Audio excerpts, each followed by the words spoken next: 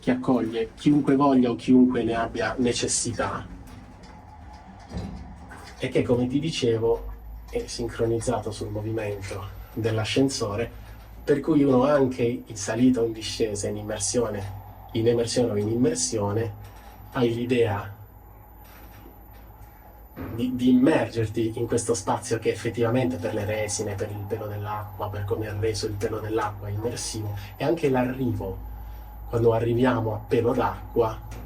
l'emersione dà proprio l'idea di essere tornati in superficie, quindi una volta che si completa questo, si aprono le porte e quindi si torna nel museo. È proprio una riproposizione di come è stato trovato e portato al museo in realtà,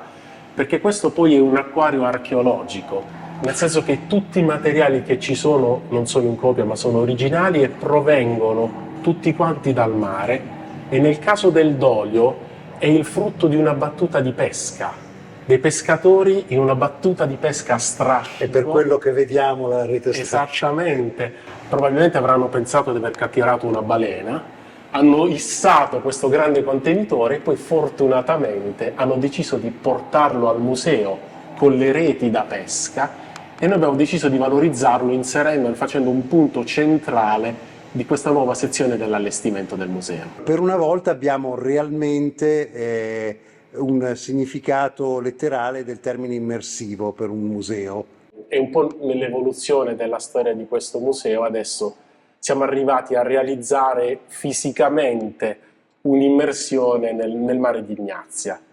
Siamo nella nuova sezione dedicata ad Ignazia e il mare, che è stata pensata e voluta anche in maniera un po' diversa rispetto alla restante parte del museo. Perché questo museo è un museo che esiste dagli anni 70 e che ha raccolto i materiali provenienti dagli scavi del sito di Ignazia, come spesso accade nella formazione dei nuclei di musei e di collezioni, ma poi anche del territorio circostante, e che naturalmente ha raccolto anche i reperti che venivano dal mare e che erano in qualche modo inseriti nel percorso di visita, ma non valorizzati come in questa sezione. Qui ci sono suoni, ci sono immagini, ci sono reperti, ma soprattutto un'installazione. È un'installazione e anche molto contemporanea, in linea con quello che stiamo cercando di fare. Ci stiamo cercando di comunicare il nostro patrimonio in tanti modi, proprio per raggiungere pubblici diversi, anche quei tipi di pubblico che sono un po' restii a venire nei musei. Parlo dei ragazzi che hanno finito la scuola, fino ai 30 anni è un pubblico che non frequenta facilmente i musei. Invece proprio grazie al finanziamento europeo di cui abbiamo usufruito, alla possibilità di avere un raggruppamento di imprese di altissima qualità, con HGV e Studio Azzurro per questa parte, Cobare De Marco per le parti edili, il risultato è diverso. Ci sono i rumori dei fondali marini, ci sono schermi che ruotano, ci sono delle mappe che sono interrogabili proprio per avere uno sguardo sempre ad Ignazia, ma anche al territorio circostante, e sono fatte con dei linguaggi semplici, ma non trascurando mai la parte scientifica, cioè tutti i contenuti sono stati da noi prodotti, validati. Le planimetrie e le piante che si vedono sono cartografie storiche arricchite da animazioni, e c'è, come dicevo prima, la possibilità di avere sempre uno sguardo che da Ignazia arriva ai territori di riferimento, proprio perché la storia che raccontiamo, anche in questa forma più immediata, non è mai una storia parziale, è sempre una storia inserita nel suo ampio contesto di riferimento, in un modo che risulta, e dico risulta perché realmente lo è, risulta molto molto interessante per quanti questa storia vengono poi a vedere e a fruire. Ecco, questo è un museo italiano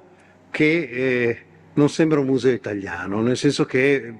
è italiano in tutto quello che è il suo lavoro, la base del suo studio, ma è un museo molto coraggioso anche perché presuppone investimenti notevoli, insomma. Assolutamente, però poi i soldi bisogna anche investirli in un certo modo, nel senso che, mi fa piacere dirlo, tra le visite del G7 è venuta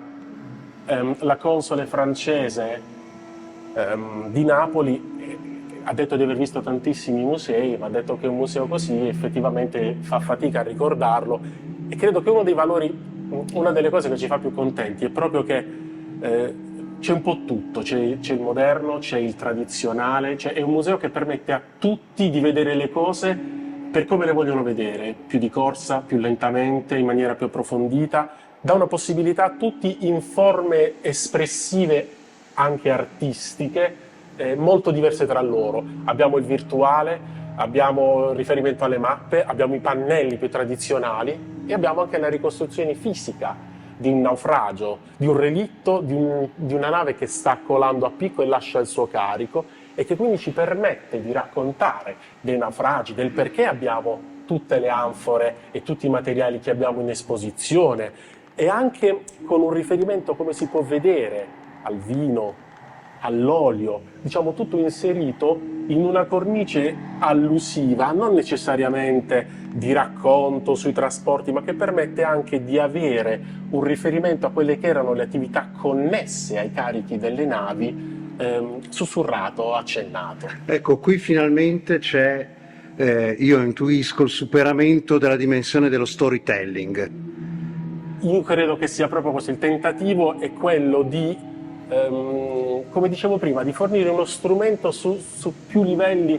Qui è stato tolto un po' la parte pedagogica, la parte un po' di io ti insegno qualcosa in un certo modo. Ecco, qui secondo me la conoscenza è un po' più fluida, e anche in questo caso credo esposizioni di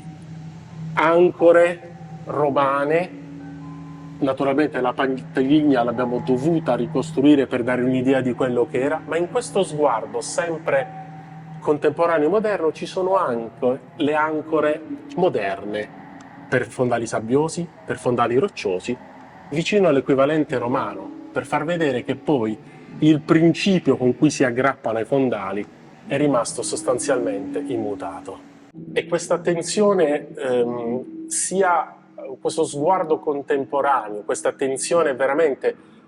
a tutti i pubblici si evince anche dai pannelli che sono poi il supporto più tradizionale, nel senso che ad esempio questo sul porto ha tutta la parte più tecnica, quindi le dimensioni del porto, per quali tipi di navi era adatto, quindi le grandi navi onerarie non ci arrivavano, ci volevano dei batteri più piccoli per i passaggi e l'arrivo al porto, tutti i dati tecnici del caso. Ma qui abbiamo la vita quotidiana nelle aree portuali. C'è le domande che tutti si farebbero. Ma esistevano delle navi passeggeri? No, non esistevano. E quindi gli raccontiamo che tu arrivavi con la tua sporta di cibo, perché a bordo avevi solo l'acqua, avevi il passaggio ponte, perché la cabina era riservata alla varca, e poi una rotta di cabotaggio, quindi facevi un piccolo tratto, finiva il vento, si fermava la navigazione e ripartiva con la stessa nave o con un'altra. Insomma, tutte le domande che si farebbero gli addetti ai lavori, che secondo me a volte fanno bene anche agli addetti ai lavori, che su queste cose non sempre portano delle riflessioni.